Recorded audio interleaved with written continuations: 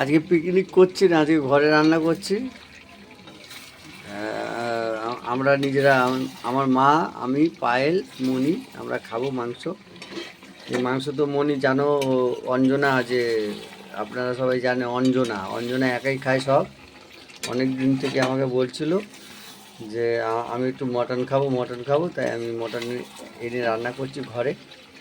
আজকে সকালে কোনো রান্না করিনি, তা আমি বলেছিলাম একটা সারপ্রাইজ দেবো অঞ্জনা তোমাকে। সারা সবসময় তো পিকনিক খাই, তার জন্যে আজকে মটন করছি। এই যে মটনের এই যে জুসিটা পাপা ভালোবাসে,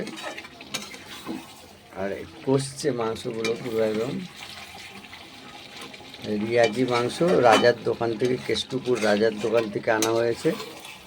হ্যাঁ, ওই 500-600 গ্রাম এনেছি, যে আমরা দুজন খেলেই হবে। আমি তো 2-1 পিস খাই, আমি বেশি খাই না।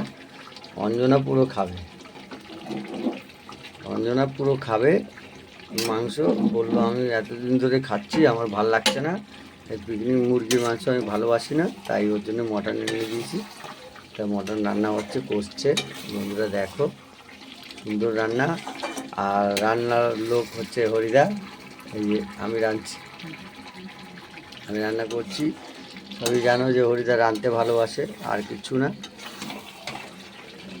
এইটাই হচ্ছে আইটেম। আর এখানে হাঁড়ি বসিয়েছি, এর মধ্যে চাল আছে, এই যে ভাত হবে। এইটা হচ্ছে আমার কিচেন।